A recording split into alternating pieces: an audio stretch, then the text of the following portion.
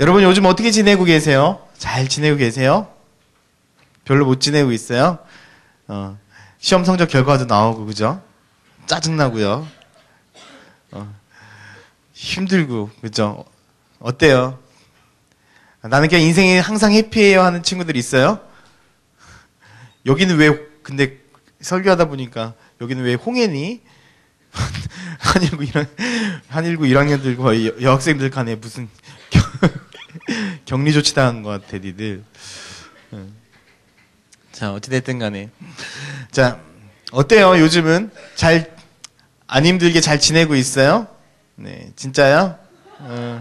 항상 해피하게 그렇게 지냈으면 좋겠어요. 목사님도 항상 늘 그렇게 해피하게 지냈으면 좋겠는데, 사실은, 목사님이 제일 잠을 못 자는 시간이 언제냐면은 토요일 저녁, 토요일 밤, 그리고 지금 이 시간 넘어오는 시간이에요. 어제도 밤 3시 넘어서 그냥, 아니, 설교 준비 다 끝내놓고 그렇게 하더라도 잠이 안 와요.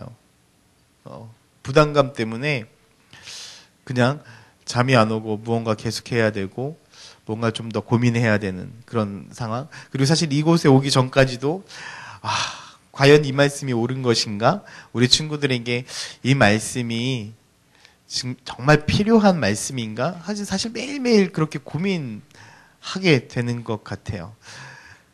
그리고 이제 앞으로 6월 달부터 6, 7월 동안 2주 동안 8주 동안 2달 동안 이어서 여러분들과 시리즈 설교를 하게 될 건데요. 보물찾기라는 주제로 주님 말씀을 전하게 될 거예요. 캠프와 연관되어져서 8주 동안 그렇게 보물찾기에 대한 부분들로 말씀을 전하게 되어질 텐데 고민이 돼요. 과연 그 보물이 우리 친구들에게 지금 맞는 말씀일까? 지금 오늘도 이 자리에 오면서 과연 이 말씀이 여러분들에게 맞는 말씀일까? 참 고민이 되기도 하고 참 두려움의 자리이기도 합니다. 그래서 참 이 자리에 쓰는 게 사실 너무나 힘들어요. 근데 내가 또 이 자리에 쓰기까지가 힘든 이유가 또 있어요. 뭐냐면 사실은 목사님 누누이 얘기했잖아요. 목사님은 학생들을 맡아보려고 하는 생각이 한 번도 없었어요. 특히 고등학교 학생들과 이렇게 자리에서 말씀을 나누고 그 친구들의 삶에 대해서 한번 고민해보고 수능에 대해서 고민하게 되어지고 그런 부분에 대해서 한 번도 생각해 본 적이 없어요. 그러다 보니까 어떻게 보면 참 준비가 되지 않았던 부분들 같아요. 그래서 더 많이 고민이 되고 사실 때로는 여러분들의 고민이 이해가 안 될 때도 있는 건 또 사실이에요. 그래서 더 힘들어요. 그래서 제 나름대로 제 마음이. 그래서 제가 요즘 되게 많이 보는 것 중에 뭐냐면 EBS에서 나온 것들 있잖아요. 학생들에 대해서 왜 중2병에 걸리는지에 대한 막 연구 결과를 막 해가지고 하는 프로그램이 있어요. 5부작짜리 막 보고 그거 보게 되고 막 오늘날의 교육 현실에 대해서 막 얘기해 놓은 거, 부모 교육에 대해서 이야기해 놓은 영상들을 거의 다 다운받아서 보게 돼요. 그런데도 니들이 이해가 안 가요. 솔직히 그래요. 솔직히 그래요. 가끔가다 그런 생각해요. 창규의 머릿속을 한번 이렇게 딱 잘라가지고 얘 머리에 뭐가 있을까? 뭐가 있다고? 뭐가 있을까? 이렇게 이제 한번 보고 싶을 정도. 보고 싶은데. 수민이의 머리도 딱 잘라가지고 봐도 이렇게 도대체 얘 머리에 뭐가 있을까? 얘네들은 지금 무슨 생각을 하고 있을까? 막 이런 게 막 진짜 궁금할 정도예요. 솔직하게. 그렇게 목사님은 사실 어떻게 보면 준비가 안 됐었던 상황이죠. 그러다 보니까 더 이 자리에 쓰는 게 사실은 더 힘들고 더 지칠 때가 있는 것 같아요. 여러분들은 언제가 제일 힘들어요? 시험 전날. 언제가 제일 힘들어요? 월요일 아침. 와, 그렇게 월요일 아침. 언제가 제일 힘들어요? 우리 딸내미를 보면 제일 힘든 때가 딱 한 번 있어요. 막 눈물로써 막 나를 간절하게 부르짖는 너무 아빠 힘들어 막 하고 4살짜리가 그런 데가 딱 한 대 있어요. 언제인 줄 알아요? 변기에 앉아서. 유아 변비 같아. 소아 변비. 되게 힘들어요. 어찌됐든 농담이지만 여러분들 진짜 언제 제일 힘들어요? 월요일 날, 시험 전날 언제 제일 힘드니? 남자친구랑 헤어졌을 때? 창규야 왜 꽃방귀 끼니? 여자친구랑 헤어졌을 때? 아니면 여러분 정체성이 혼란을 느낄 때? 갑자기 막 남자한테 남자가 좋아지고 혹시 이런 친구 있니? 없지. 다행이다. 여자인데 막 여자가 좋은 막 친구 있니? 없지. 그런 친구 있으면 진짜 빨리 와서 상담받길 원해요.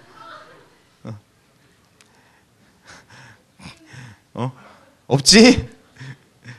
실제로 왜 그러냐면 실제로 목사님, 사모님이 한 친구, 대학생 친구를 상담하고 있는데 남학생인데 자기는 아무래도 동성애자 같다고. 심지어는 학교에서도 여자친구들이 걔를 남자가 아니라 여자로 인정을 해가지고 자기 학교 편하게 손 붙잡고 다니고 우리가 볼 땐 동거인데 걔네들은 그냥 자는 전혀 느낌이 없는 그런 아이를 상담하고 있거든요. 참 문제예요. 하여튼 여러 가지 정체성의 혼란으로도 아마 여러분들이 힘들 수도 있고 많은 부분들이 아마 어렵게 할 수도 있는 것들이 상당히 많은 것 같아요. 근데 때로는 그렇게 생각해요. 막 이렇게 시험 때문에 힘들고 친구 관계 때문에 힘들고 어떤 상황 때문에 너무나 지칠 때 가끔 가다가 하나님이 원망스러울 때도 사실 있는 것 같아요. 하나님 도대체 내 삶 가운데 왜 이렇게 어려운 일이 생깁니까? 하나님 믿으면 오히려 우리가 더 잘 돼야 되는 것 아닌가요? 더 걱정거리가 없어야 되는 것 아닌가요? 어찌 보면 내가 힘듦도 하나님께서 다 이해해 주시고 나에게 힘 주셔야 되는 거 아닌가요? 그런데 왜 때로는 더 힘들고 더 지치고 더 눈물 나고 관계 가운데 속에서 더 힘든 일이 생기게 되어지고 도대체 왜 이럴까요? 막 이런 고민이 되지 않아요? 목사님도 그럴 때가 상당히 많았어요. 심지어는 목사님은 하나님 도대체 왜 나를 구원해 주셔가지고 나에게 힘든 길을 가게 하셨습니까? 라고 원망한 적도 있어요. 대놓고. 나한테 허락받고 나한테 구원해 주셨냐고 막 눈 부릅뜨고 하나님하고 따진 적도 있어요. 그렇게 힘들어요. 그렇게 진짜 힘들고 피곤해요. 힘들면 누가 나한테 예수님에 대해서 예수님이 너를 사랑하셔 기도하면 돼 이 말이 제일 싫어. 그렇지 않아요? 교회 다닐 때 제일 너무나 내가 지칠 때에 내가 너무나 힘들 때에 교회 다니는 친구들이 와가지고 문자 보내주는 거 있잖아. 기도할게. 학생한테 제일 이 말이 싫었어요. 솔직히. 왜? 나도 기도하고 있거든. 나도 하나님 믿고 있거든. 근데 안 되는 걸 어떡하란 말이야. 그게 사실 싫었어요. 그런데 오늘 말씀을 보면서 목사님이 조금은 위로를 받게 됐어요. 그 이유가 무엇이냐면 엘리야라는 사람이 얼마나 대단한 사람이에요. 근데 그런 사람도 속된 말로 시쳇말로 힘들어 뒤질 뻔했다는 거예요. 너무 힘들어가지고 하나님 나를 좀 죽여주세요 할 정도로 너무나 그런 힘든 그런 삶을 살아갔다라는 거예요. 여러분 생각해 보세요. 엘리야는 어떤 사람이었어요? 하나님의 말씀을 전하는 완벽한 선지자였어요. 엘리야처럼 큰 능력과 큰 일들을 행했던 선지자도 흔치 않았어요.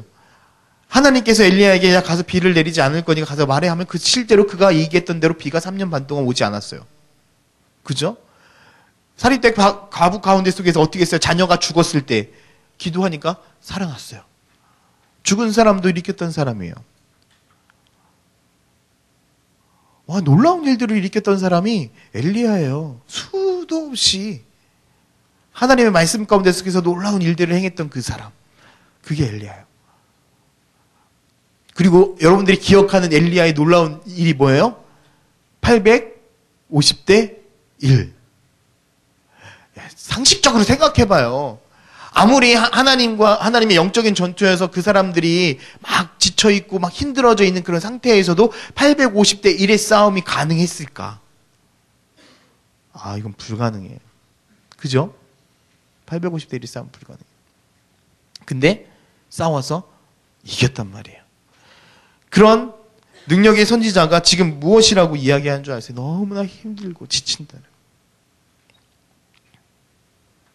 근데 목사님이 이 엘리야의 삶을 통해서 묵상하는데 그런 생각이 문득 들었어요. 엘리야가 도대체 왜 힘들어했을까? 왜 지쳐했을까? 근데 너무나 중요한 하나의 해답을 찾게 됐어요. 고린도전서 10장 12절에 보면 이런 말씀이 있어요. 같이 한번 읽어볼게요. 같이 읽겠습니다. 시작. 그런즉 선줄로 생각하는 자는 넘어질까 조심하라. 선줄로 생각하는 자는 넘어질까 조심하라. 이게 무슨 말씀입니까? 왜 엘리야에게 이 말씀이 적용이 될까? 실제로 이 정말 어려움 가운데 있었던 이 엘리야의 그 앞에 말씀을 보게 되어지면 어떤 말씀이 나오게 되냐면 850대 1의 싸움을 싸우게 되어지고요. 그리고 나서 승리했단 말이야. 바알과 아세라 선지자들의 그 선지자들과 싸움에서 하나님의 종이었던 엘리야가 승리하게 되어지고 수많은 사람들 앞에서 하나님의 능력을 선포하고 보여줬어요. 야, 이제 됐구나 라고 해서 당당하게 엘리야가 아합에게 뭐라고 이야기했냐면 왕이시여 마차 타고 가 계세요. 그럼 비가 내릴 것입니다. 그리고 나서 엘리야는 하나님 앞에 간절히 기도하고 작은 구름을 하나를 보고 이제 비가 내릴 것이다 라고 확신을 해. 자, 그리고 보세요. 열왕기상 18장 26절을 보면은 이렇게 얘기해. 표준 세번역 성경이에요. 같이 한번 읽을게요. 시작.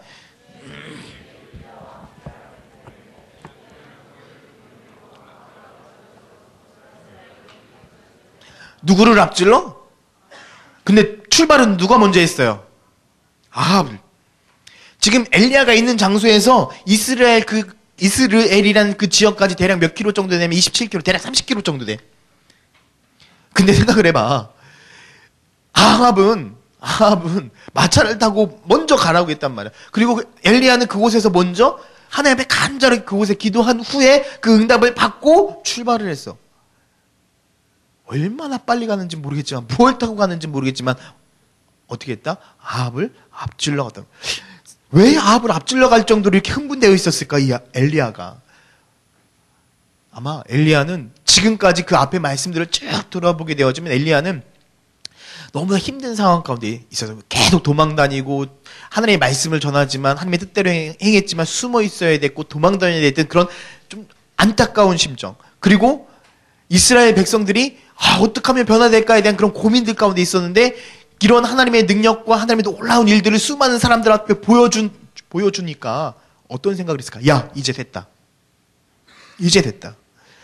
이 850명이나 되는 우상의 선지자들까지 내가 다 죽여버렸으니 이젠 됐다.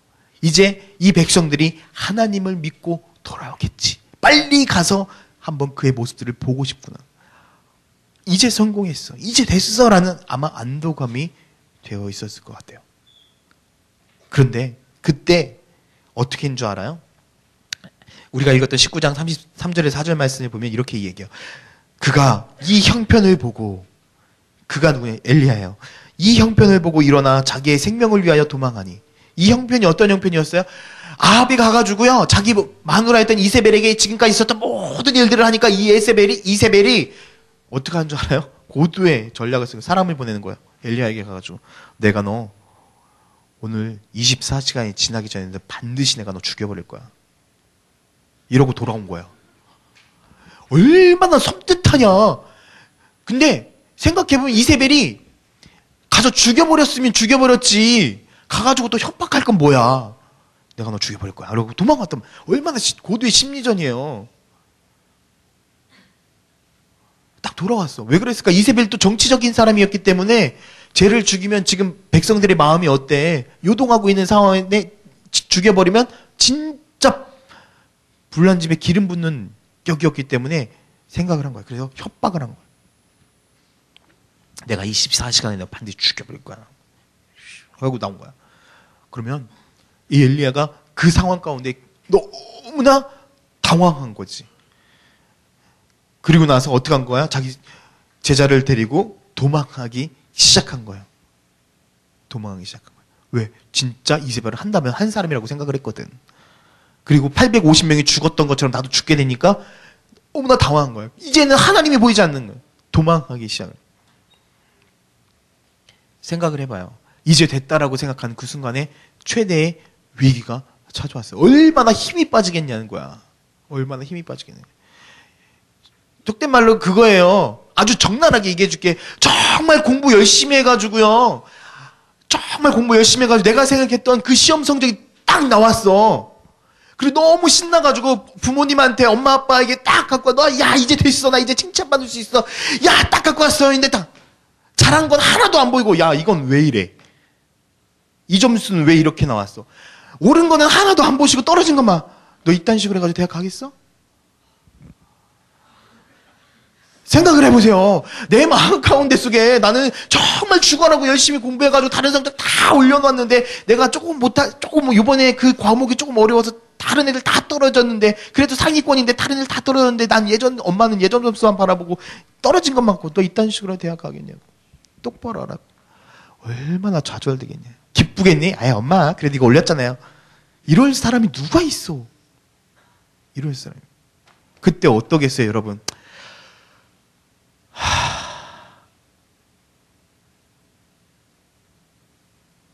죽고 싶다. 그렇지 않겠어요? 죽고 싶다. 이래서요 떨어진 사람이 얼마나 많은데요. 이래서 실제로 목사님이 영상을 하도 많이 봤다고 그랬잖아요. 자살한 수많은 애들이 이것 때문에 자살한 거예요. 심지어는 엄마한테 뭐라고 문자를 보내는 줄 알아요? 엄마 아빠는 나를 너무나 사랑하시는 것 같은데 나는 엄마 아빠를 사랑하지 않는 것 같아요. 만약 이 문자를 받았을 때 엄마 나는 아마 이 세상 사람이 아닐 거예요. 엄마한테 이 문자를 보내주고 17층에서 떨어져서 죽은 애들도 있어. 과학고 2등. 전교 2등 과학고. 그게 불과 2013년도. 왜? 그렇게 얘기해서 얼마나 좌절이 심했으면 생각해보세요. 진짜 죽고 싶은 심정일 거예요. 나는 최선을 다했는데 얼마나 지치겠냐는 거야. 엘리야도 아마 동일한 심정이었을 거예요. 하나님의 말씀대로 그렇게 최선을 다했는데 그게 안 됐단 말이야. 그리고 도망했어요.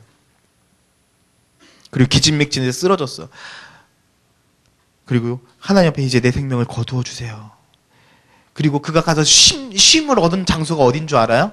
로뎀나무라는 곳이야. 로뎀나무 밑에. 근데 실제적으로 우리 교회도 카페 이름이 로뎀나무 카페잖아요. 많은 사람들이 카페 이름이 예쁘잖아. 로뎀나무 카페. 근데 로뎀나무가 이렇게 생겼어요. 보여주세요. 안 올려줬니? 사진을 안 올렸구나. 이래요. 뭐냐면 우리가 보통 쉬는 나무는 어때요? 이파리가 넓어서 그늘을. 이스라엘 사람들에게 저주는 뭐였냐면 햇빛, 뜨거운 거, 사막이니까. 은혜는 그늘. 하나님의 사랑은 그늘의 상징.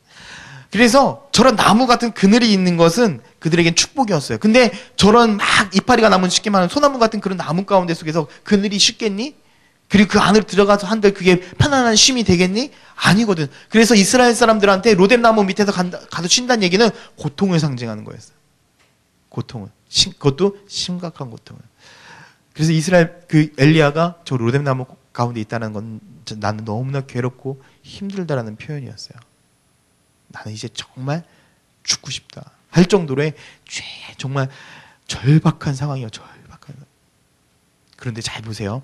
하나님이 엘리야를 어떻게 위로하시는지 아세요? 5절에 보면 5절부터 한번 보세요. 같이 한번 천천히 읽어봅시다. 시작.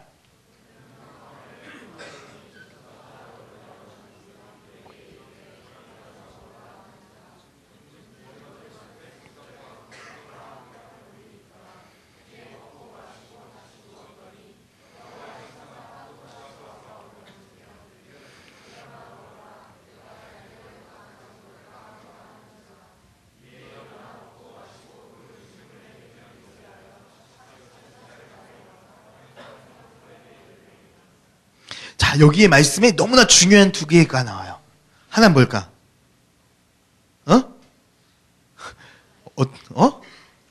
너무나 중요한 두 개의 단어가 나와.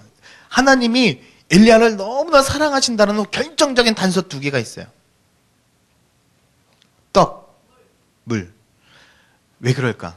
엘리야가 처음에 아합에게 가가지고 비 내리지 않을 거야 라고 한 다음에 하나님이 그리시네가로 가라 해서 까마귀가 먹이신 게 뭐예요? 떡과 물이에요. 떡과 물이에요. 그리고 사르밧 과부의 집에 가서도 먹인 게 뭐예요? 떡과 물이에요.